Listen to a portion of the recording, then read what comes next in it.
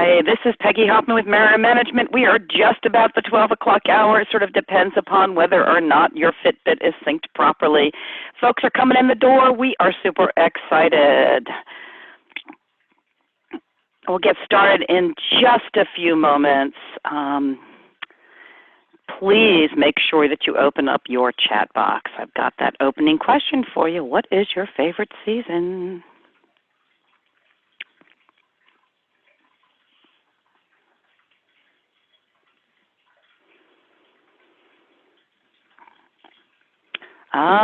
Spring, fall, autumn.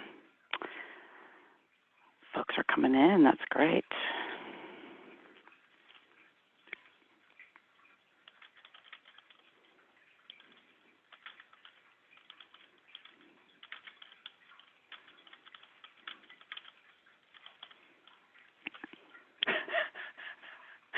Okay, I love it. When you can answer with the how you want that favorite season to work out. Adult beverages, I love it.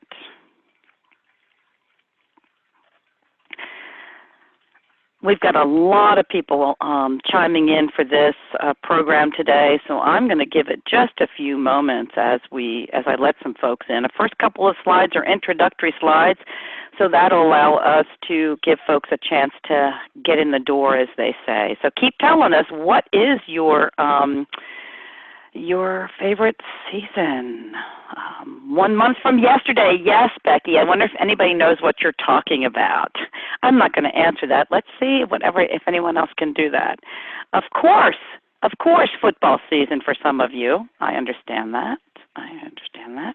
So Monday here in Maryland is, and I guess all on the East Coast we would consider this, is the first official day of fall. So we've got one more weekend of summer, which I'm sure Mark will absolutely love, which is, I'm going to be sad to say goodbye.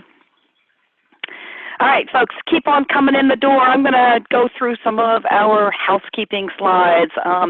For those of you just jumping in, we use the webinar chat all of the time here. We also use polls, so please let this be a conversation, not Peggy Hoffman talking.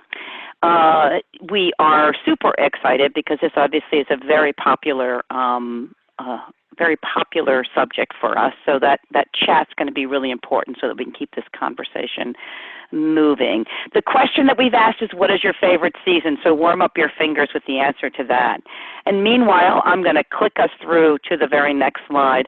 One of the interesting things is I think we intuitively understand that chapters can play a really key role in membership and also in revenue growth for your association. The question is, how do we get there? And so that's what we want to do today, is we want to explore leveraging chapters in your engagement and in your growing membership strategy. Now, just so you guys clearly aware, Bill Highway and Mariner get together on these webinars roughly once a month. We love doing this. Bill Highway, of course, is your answer to, yes, I've got chapters, because they, of course, have solutions. And Mariner is really your answer to, I've got chapters and I need some help. So either case, Bill Highway and Mariner, we are delighted to be here. But what are we doing? We're not selling. This is a no-sell zone. What we're doing, our shared purpose, is to really build the community and connect all of you together. Connect all the organizations that have some kind of a component and the professionals who are the folks really making a difference in those components. This is about building community, and in fact, maybe the highlight, and Becky might agree with this, the highlight of this community really is the component CEX, the component exchange.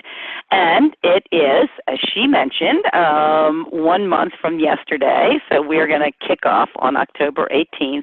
Different location. We're at the Grand Hyatt this year. We had to go bigger. Why? Because we sold out and had to turn people away, which means I need to let you know that we do have a few more seats because we did build capacity.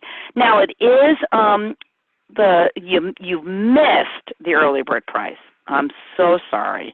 However, you did get yourself in on this webinar, and because you got yourself in on this webinar, if you use the code webinar, we'll give you $25 off, okay? Any details right here at leveragechapters.com. So one of the things we are doing in the context of that is we're trying to collect chapter brags. We know that even though you guys come with questions, a large part of what you're actually, what maybe the story that doesn't get told are those brags. All of us have chapters that are struggling. All of us have a few bright shining stars. We would love to hear your success story, small or big. Have you turned a chapter around? Have you found a chapter that's really done an incredible difference right now for membership development or growth? Do you have someone who's just keeps getting volunteer wins? Maybe you have a chapter that did tested a new event and it worked really well. Submit your story on the SurveyMonkey link there that was also in your chat. Tell us about those and let us help you celebrate those successes. One last thing I want to mention is a cool thing that's happening at CEX is the full launch of the chapter benchmarking study. What we did a little differently this year is after we closed the survey, we spent the next couple of months doing interviews. So we are so delighted to bring that report to you on the 18th of October. So we are here leveraging chapters in the membership efforts. There are a number of reasons why we think that this is important, including the fact that you can get to new audiences, you can capture those local stories. It's about deepening the engagement through community, and ultimately it's about expanding your organization. So today let's look at three elements. Let's look at recruitment and sales, let's look at engagement, and then let's look at the renewal process.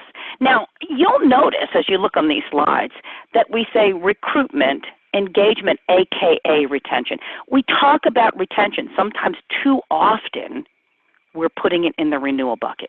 Renewal time, that's the time you're sending out the ask to renew. We want to talk about in number two what you're doing to make sure that that ask is a pretty slam dunk ask. Okay? So what I want to do is get started first and foremost with a poll. I'm going to launch our first poll, and I want to find out which of these are the important strategic roles for your organization. So let me go ahead and launch the poll. The question is, which of these are important strategic roles? Is it member recruitment? Is it member engagement? Is it member renewal?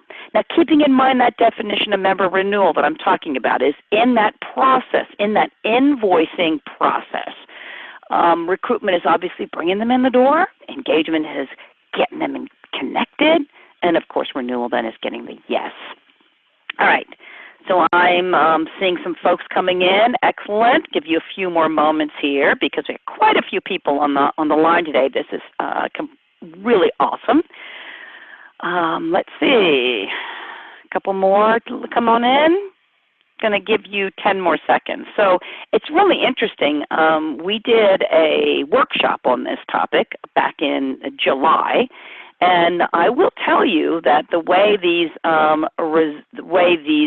results are coming in mirror the feedback we got.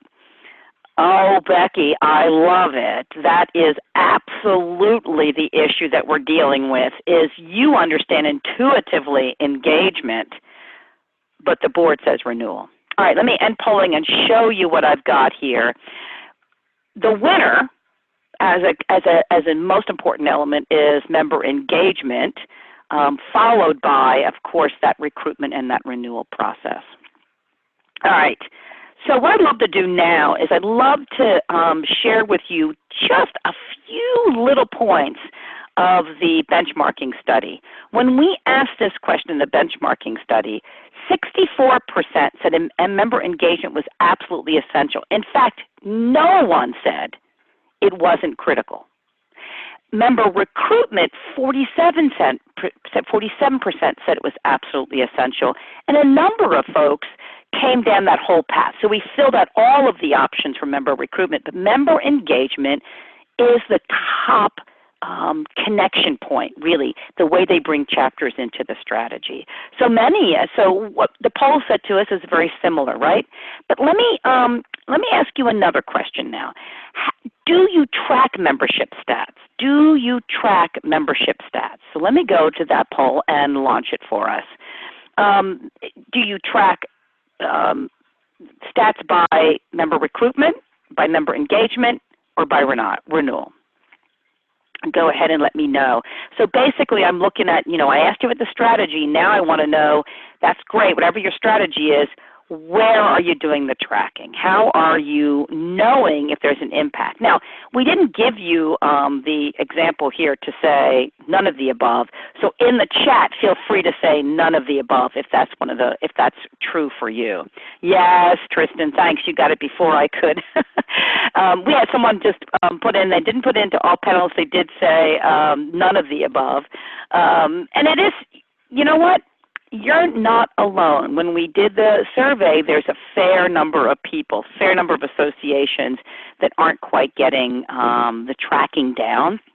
And of course, keep in mind that the tracking issue could be a combination, frankly, of the relationship that you have with those chapters, right? Maybe you don't have access to the data. Maybe you don't have that sort of handshake. So don't hit yourself too much. But as we go through some examples, you might find some ways to do some of the tracking. All right. We've got about a little over half of you on this, so let me end the poll and show you where we're landing right now.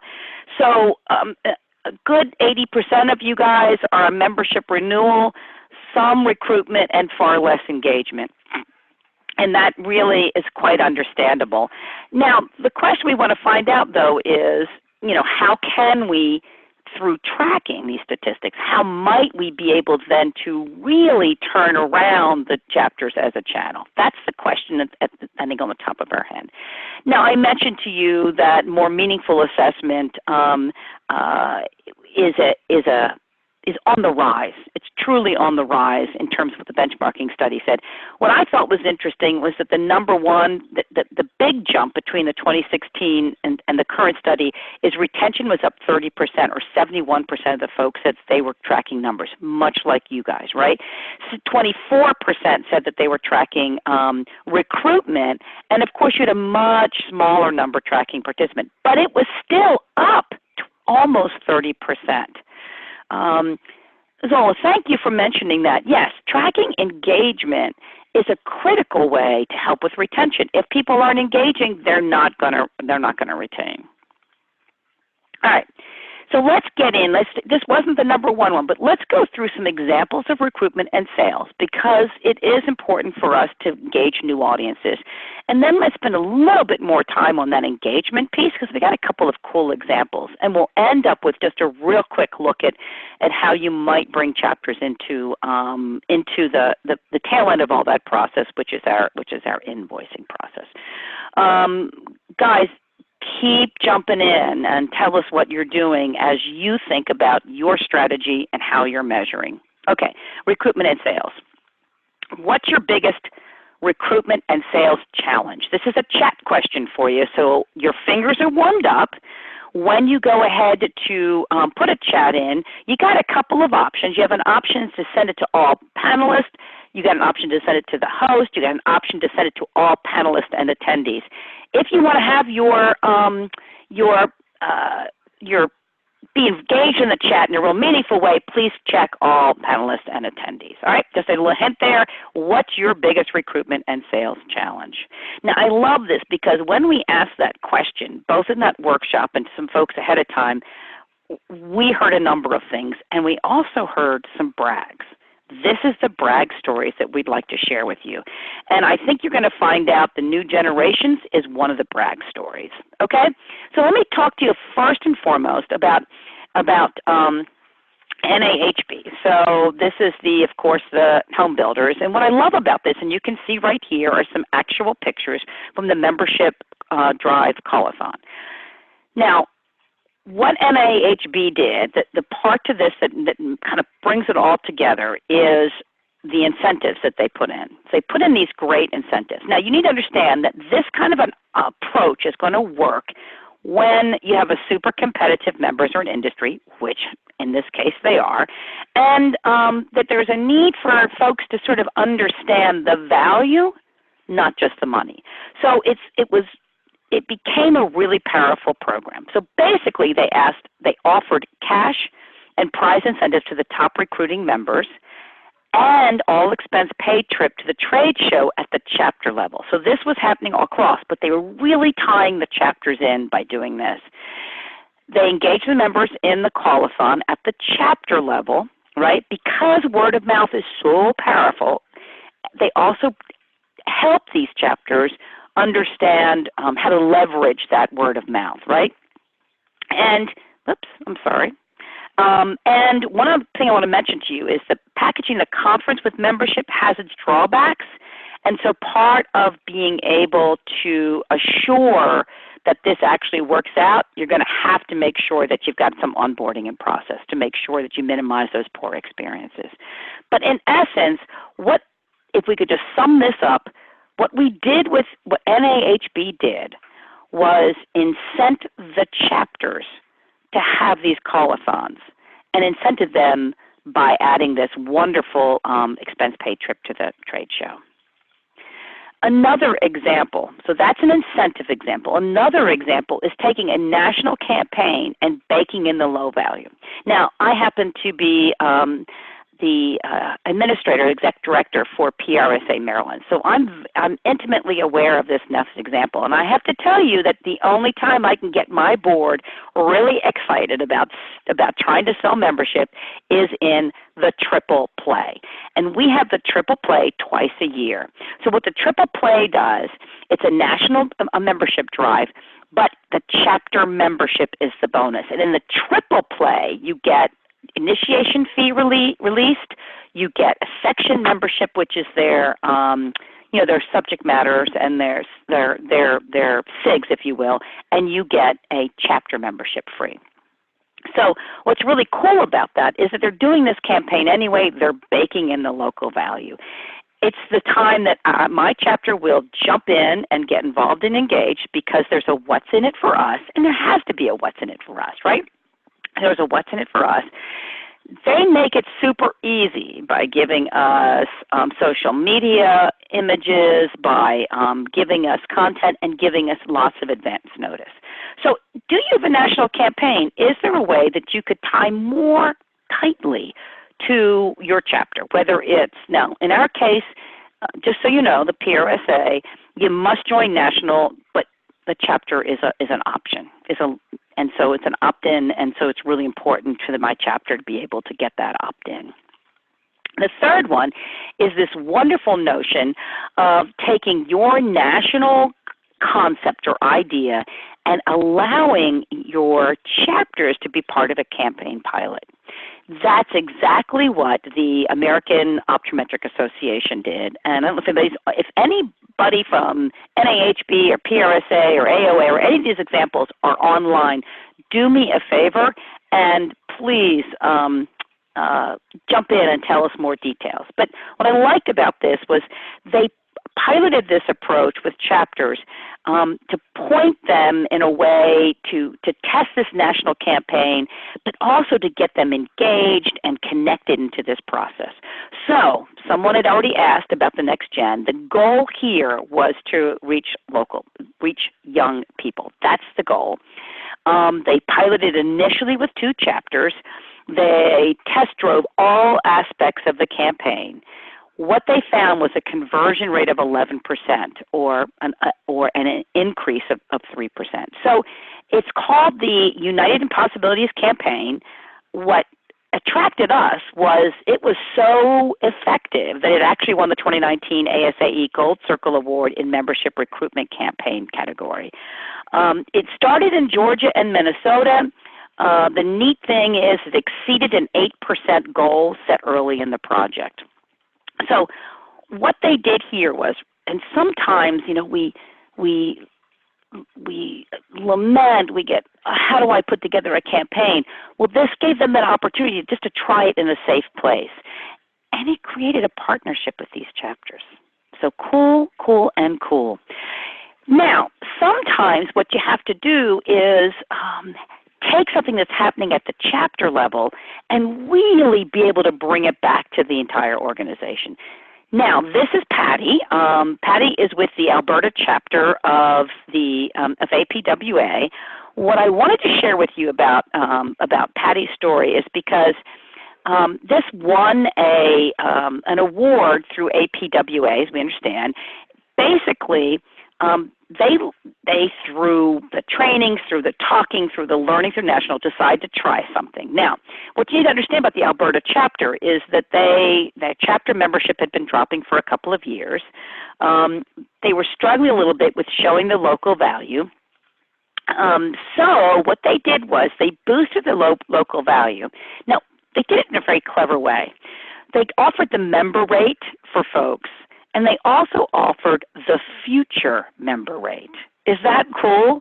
The concept here simply being that if we needed to have an incentive to get people to pay attention, but if they had to be a member to get that, then might they not pay really good attention? And if you say future member rate, it's like, okay, I don't have to commit, but I get a chance to see. What was really neat was that they started this around their conference because that was the connection to that fee. It brought in 50 new members. The retention rate of those new members was roughly 20%. So the neat thing is they had a pretty good conversion, but they had a chance to let people have a taste. Now, oftentimes, don't we do at the national level, like get 3 months, have 3 months are going to give you an open to our online community and buy some stuff, and then we hope we can convert it. Well, and many times at the national level, the problem with that kind of a taste is that if there's no human connection, but by allowing the taste to be at the chapter level, there's that human connection. So anyway, they did a whole process to build that. They're building on the base. I just thought this was worth sharing because sometimes there's cool things happening at the local level. We need to take this, and what APWA basically did was take this and show it to other chapters. So sharing the story. So we've talked about incentives. We've talked about a national campaign with the local value baked in. We've talked about piloting new test markets, empowering local efforts. Let's talk about the package membership. So there's a number of associations that we've had a chance to talk to who are actually doing some version of a national chapter membership. Now, okay, understand that this won't work for everybody.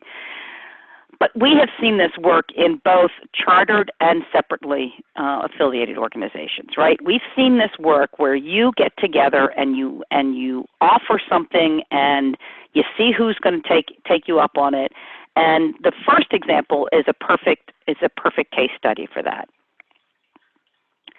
Oh, I love it. Jill, thank you. And Tristan, our dues are national. We rate a percentage to chapters based on how many people are in the chapter.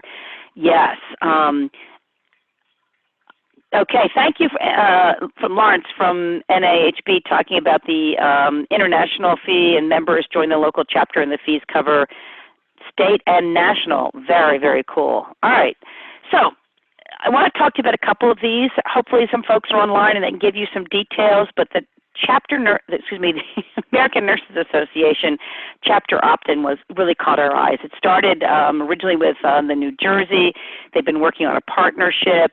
Now there are 25 of the state-based associations participating in this, so it's an opt-in. It's not a requirement, but it allows the person that's joining one to join at the same time and make it nice and easy and even. The American Library Association did something somewhat similar, again, working with those options. The GBTA All Access membership was an opportunity for joint membership where it makes possible, as we were told, to communicate directly and efficiently with 9,000 folks in 39 different chapters. So it's just a level of membership that they offer, and it's called the All Access. So basically they're saying you can join here because and I believe Patrick's on the line. So Patrick, if there's any details, I know you used to be with GBTA. They have a local You have a national, you can have an all access that gives you everything. So that's kind of pulling in or baking in into this conversation a package deal that doesn't require you, but allows you to opt in for whatever makes sense to you. And that leads us to ATD's Power Membership, which has gotten written up in a couple of places and is a really cool, I think, example. And it's the last one on here because I want to say that in order for this to work, you kind of have to set yourself up for success, and it means you have to create some resources. And we're going to share a little bit of that. The neat thing about something like what GBTA is offering, and thank you, Patrick, for saying that it's still accurate, and what ATD did, is that it's putting the power in the members' hands. Now, you may or may not be able to do this, but there may be other ways that you can do this. So I want you to think about those, and I'm going to show you a couple of things. So how do you hack this? Regardless of which of these recruitment opportunities that you try, how do you hack it? First, I would suggest you reimagine the resources for your chapters. If you want chapters to sell, you got to remember that most of these are not salespeople, and they're not particularly good at writing marketing and promotional copy. So really begin to think differently about how you're going to resource your chapters, and try some new formats. And I'm going to show you some of those. Train them how to use it. If this is the strategy you want your chapters engaged in, you have to invest the time in training. And email is not training, okay? We're going to show you an example of that. But you need to make sure that you've got videos, that you're doing some training at your face-to-face. Maybe you do a webinar. The idea here, guys, is to make sure that you're teaching them how to do this. And third is to create audience-specific copy. So, if you want them, and I will say right up from the top, like, the interesting thing is that we here for PRSA Maryland, we had to translate this ourselves. But what if you gave your folks, and some of you might, a chapter, a chapter personalized copy? And I'm going to show you one example of that. In fact, let's get into those examples, because you really do have to provide how-to tools.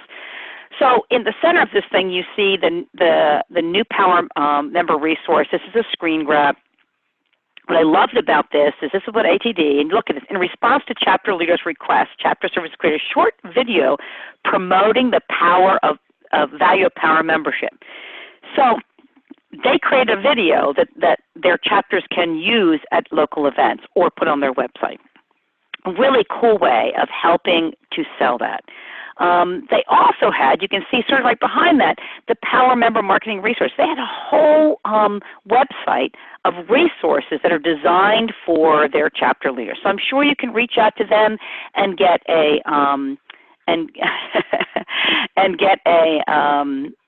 maybe get a tour of that. I'm chuckling because yes, I said PRSA Maryland. Someone was asking. It's the Public Relations Society of America, Maryland. Okay. What I mentioned, you really have to kind of guide them through, help your chapters understand what you want. I wanted to show you the Association for Corporate Growth, and I'm not sure if these folks are on here, but I love this screen grab because they not only said, chapter resources, here are some marketing resources, right? They just said, we're going to give you these. You don't have to make them up, right? But they also said, in their description, tell you exactly, hey, Claire, tell you exactly how, what it is and how to use it. So I've highlighted this one, explains the benefits of membership, and can be embedded in your chapter membership benefit page. Guys, that's how you reach out and help somebody. I love it. As you scroll down there, check it out. Membership brochure, insert template, and a guide. These are the kind of how-tos. This is the way you make it easy for your chapter leaders to do. So Claire just said she is with ACG. Any thoughts or inputs, chat it in there and tell us a little bit more about this because we think it's a great example. All right. Wanted to show you this one as well because the cool thing is check out, this is a YouTube channel. Check out how you can see the chapter leaders resources walkthrough. You can see it worked for us. This is the Oregon chapter, the Alberta chapter. So this is the, this is the APWA. We found the Alberta chapter right there on number 7. So try a different format. Sometimes we give to-dos and tip lists and emails. What if you were able to put it in a short video? What if you got your Oregon chapter, your Alberta chapter, your North Carolina chapter to sit in front of their screen and do a quick tip? Finally, we did talk about this. I love what RMA has done. They have created a marketing piece that gives folks really targeted content to young professionals and builds in the local information so that you could put in your own testimonials. In other words, you are creating the marketing copy for chapters. Now you might say, Peggy, this is putting, you're asking us to do quite a bit of work. And yeah, the implication here is that if you want your chapters to be your sales force, you're going to have to do this, right? You're going to have to help them. They're not salespeople in and of themselves. However, I've said that, and what I love about the School Counselors Association, and we showed this at last year's CEX, if you can't do it, you can certainly share tools and help them understand. So what I love about the one that was showed through the counselors was Canva, and their people use this, their chapters use this all the time. Here's a couple of examples out there. The really cool thing is that if you can, that saying, I can give you a fish or I can teach you to fish? That's sort of what their approach has been in terms of sharing tools that they can use and sharing how each other's used it. So remember, if you want them to be your salespeople, you're going to the best practice at this point is going to be to help them to do that. So I'm seeing that. Yes, Patrick, very good. Give me a fish, I eat for a day. Teach me to fish, and I eat for a lifetime. I see Rachel has put in a question. Anyone out there have our structure? Sections and global organizations' dues are separate. Some sections don't have dues. Sections operate on a global EIN, but no other hard connection. Would love to connect. So please, if you sound a bit like Rachel, connect with her. You can send her a private message. You can and send your private message with your email address if you want, or a phone number, and connect with Rachel on that. Rachel, we can also connect you at CEX with some folks because we do ask those kinds of questions, so let us know. All right, let's switch to what most of you said was your prime strategy, and on top of that, what the folks told us in the benchmarking study is the prime, and that's this whole thing about driving retention through member engagement. And the interesting thing about this is if you ask me, and I've been around the chapter conversation for a fair number of years, and this is what I get my chapter here to do, is renewal comes when I see value. I see value when I am connected to what you're doing. I will then speak well to the next person, which drives the sales.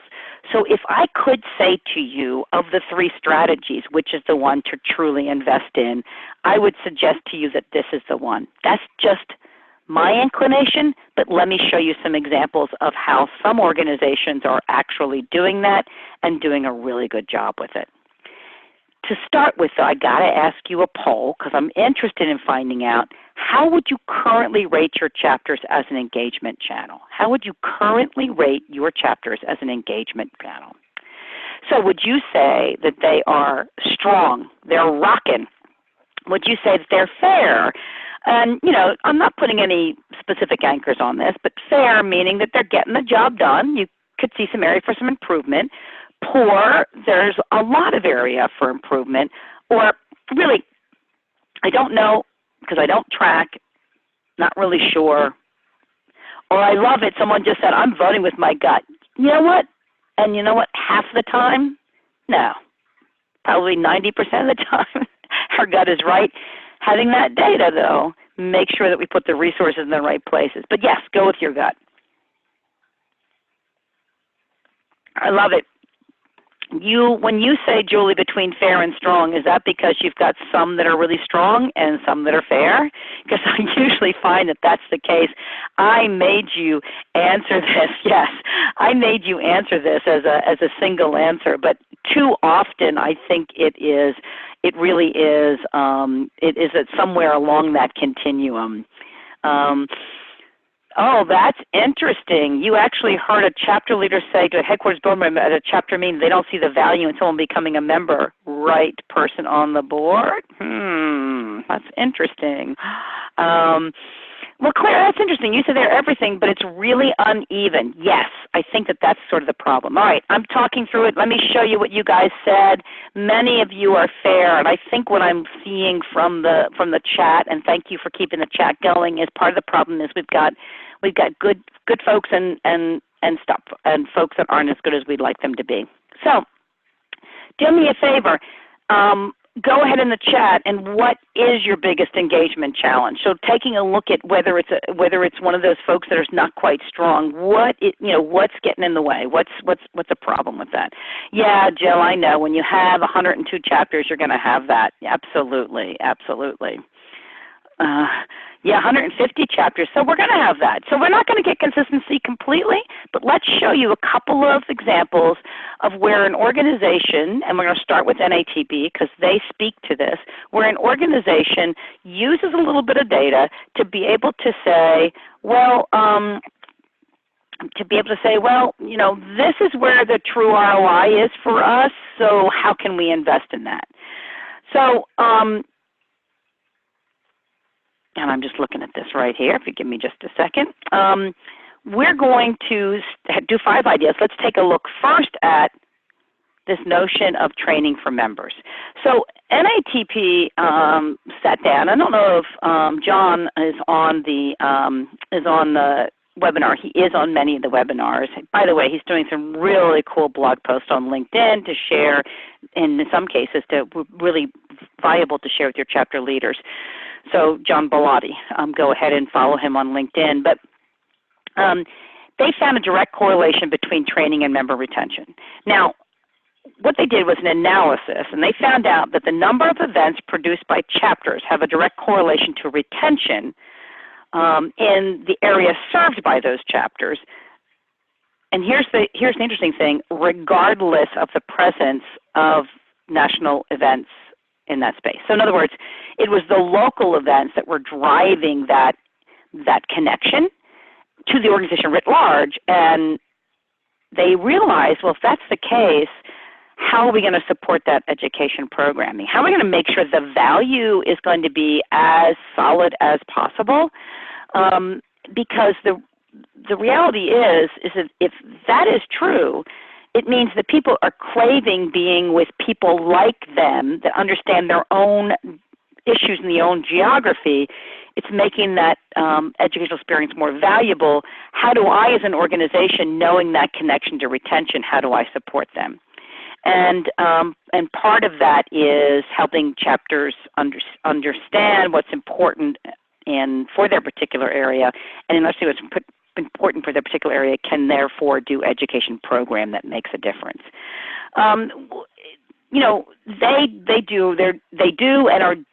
They are continuing to evolve this, a number of really cool support mechanisms for their chapter education program.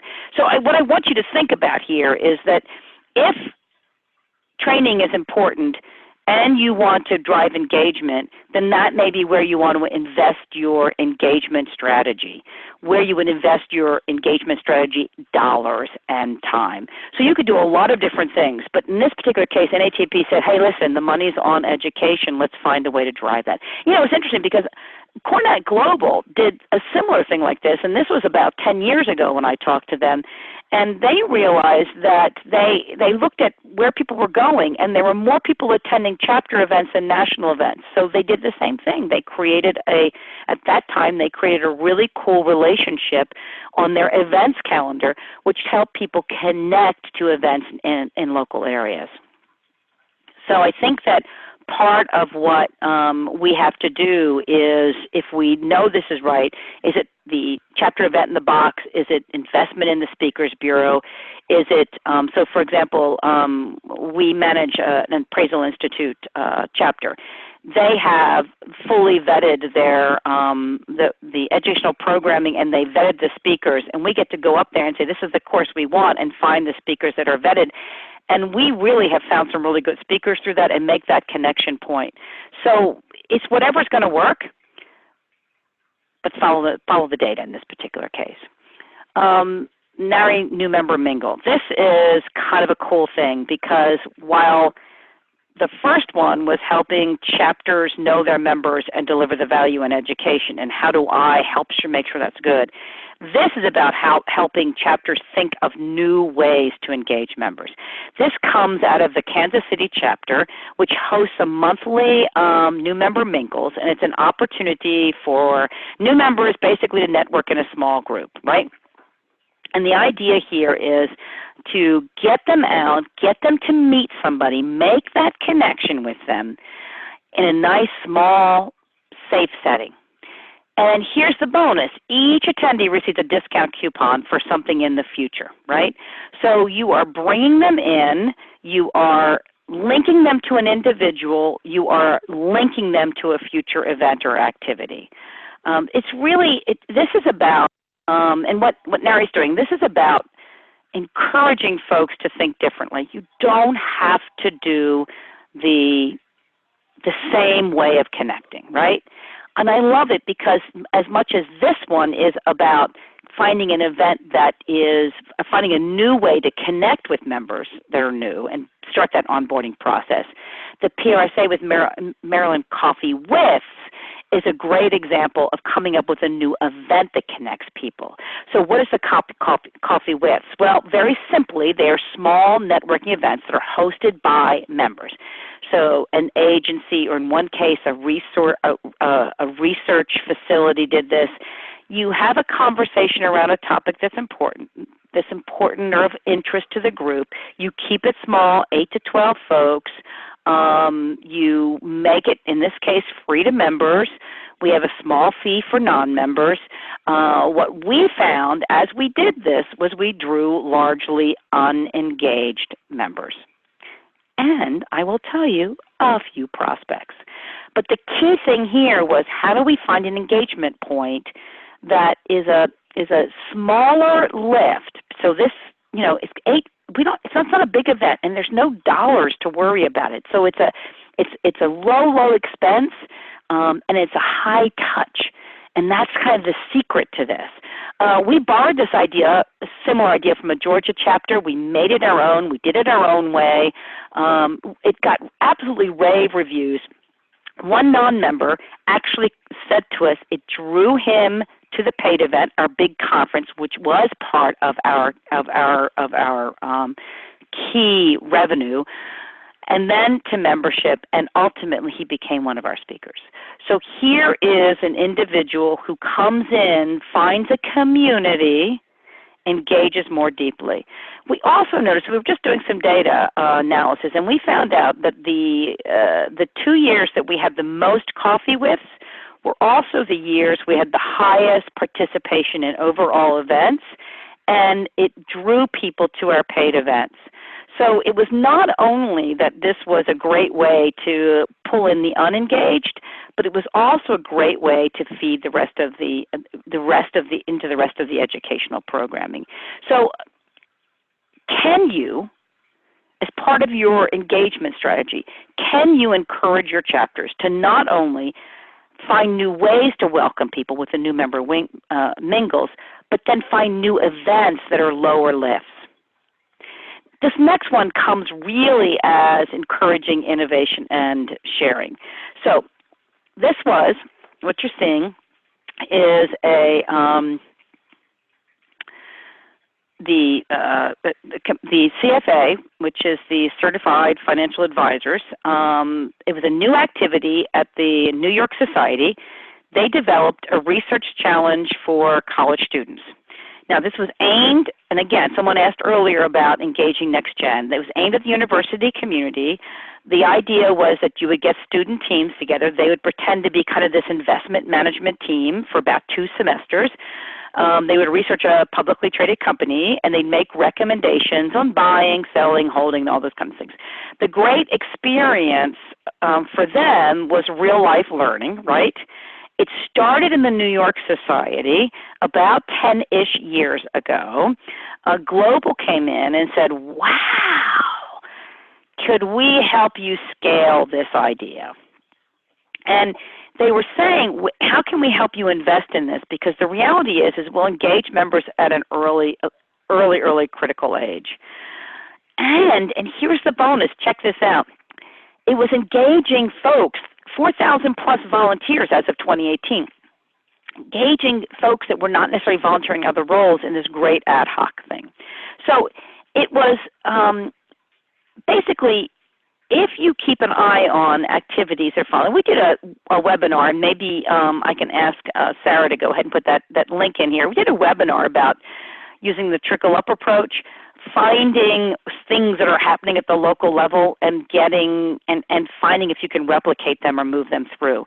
Really kind of cool way of finding some neat ideas.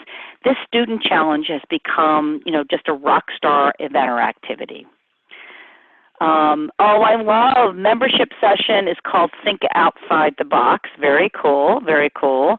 Oh, neat. Julie, so tell us a little bit more about this. You say that you have them at the chapter officer training, collaborate on different events to mix things up. I think that's really cool. Can you give us some example of that? Because I think that when we get, like this case, and the case with the APWA, you get a chapter that's tried something and it's worked. What we want to do is put them on a panel. Well, panels aren't always exciting, don't always help people, but is there a way you can get them to talk about this to be able to use it to help others build their own? Very cool. So tell us a little bit more about that, Julie, because that's a neat concept that you've got going there. Okay. Of course, the other bonus was prepping students in the real-world learning. So here's a strategy, just to remind you, here's a strategy that is about the next generation. It's about finding more volunteer muscle, and it's really about creating an amazing, different way of engaging folks. Okay, we've mentioned the landscape architecture one before. In fact, in that, thank you, the Trickle webinar posting is right there. We mentioned this, and you can learn a lot more about this. But in essence, they were looking for a way to get members another connection or another engagement point. They have this national, month all about this. They did a chapter takeover. The goal was really to, from ASLA's point, was really to celebrate the members' work and profession. It became an engagement because they were tapping chapters. And what they were doing was they would get the chapters to take over the Instagram feed for the day, 49 chapters. We went a little bit beyond the full month. They would connect with their members and take pictures of their members' installations, have a really cool card. So folks were getting really involved and engaged. So win, win, win, win. So learn more about that. And one of the coolest things that when I talked with the social media manager who really did this, he said that they really boosted the national chapter relationship. And I thought that was pretty cool. But it also boosted chapter member engagement. And why? Because the chapters were able to give a different kind of an event, a different kind of a connection point that had a what's in it for the member and engagement being the what's in it for the chapter, and ultimately created that beautiful, strong relationship. All right, set yourself up for success. So start with your own member engagement strategy. What are you doing? Like ASLA did that, right? And say, okay, if you're doing this, how do your chapters fit in? So NATP, right? Their engagement, a large part of their engagement strategy is around education. And turns out the chapters are delivering at a point which is very meaningful for members. ASLA, our engagement strategy, create this really cool Instagram campaign around the month. Hey, chapters have members. They're on the ground. they can drive this campaign, okay? Then give your chapter leaders new engagement opportunities, crowdsource from them, find the more innovative chapters, figure out how you can pull those folks together, right? I really love when we showed you the video, a back one for APWA, that was really crowdsourcing. But certainly CFA is a perfect example of crowdsourcing that whole student campaign. So who's doing good things, and how do you connect them to get more innovation? And finally, don't go all in. Pilot, pilot, pilot, pilot. You know the chapters that you have that could do a particular pilot. Maybe it's because of the density. Maybe it's because they've got a strong leader that you can go to. Maybe it's because they've got, as with NATB, a number of them had really strong education programs. So do it with certain chapters, just like the optometrist did in the outreach one. Fix the bugs, roll it out nationally. All right, let me show you a couple of examples, because I think that if we really begin to do that first element, which was really take a look at your own strategy. Number of years ago, the diabetes educators launched a new welcome campaign. Now, they launched this campaign, and it was a multi-step campaign, and it was driven by some surveys, and it would direct people to different places. They had a whole GPS unit on their website at that time. And one of the things they did in that welcome program was they built in an email from the chapter president. So one of their series of emails was literally from the chapter president and had a link to the chapter president's, to the chapter's site on the AAD website. So on your onboarding program, is there a place for a message from a chapter president? As part of the quick links, they always included one to the state page. So is there, on any of your welcome messages, is there some place where you can build in that state page link? And they tied it to they tied all of this to a new member welcome toolkit, which screen grab is what you're seeing right there, where they taught, and I helped them put this together. So if you have questions about this, I can certainly give you some more details. But they basically took their approach and we taught it to the chapter. So this goes at helping your chapters really build their own welcome campaign. All right. How are we doing here? 8 minutes left. I'm pretty sure it's about what we've got. We've got a lot of conversation going on. What are you learning so far? What have you heard that makes sense? As we're taking a look at all these many ideas, what have you tried? Because I think that we've got to have within all of you some really cool approaches. So I like what Claire wrote. I want our chapters to set written, measurable goals, first things first. I think you're absolutely right.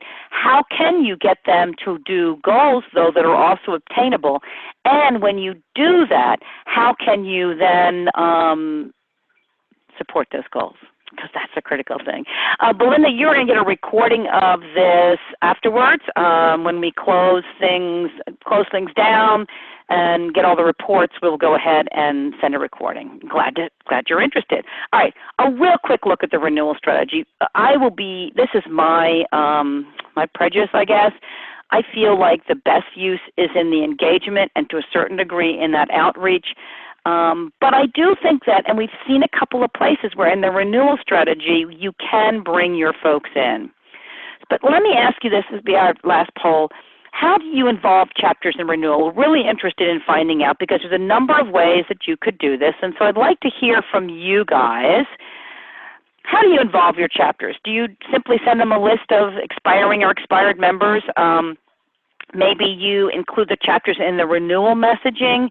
Maybe the chapters handle their own renewal invoicing and messaging. We get that. Maybe you don't involve them at all. So when you're thinking about chapters or your components, we're talking about your geographic components, right?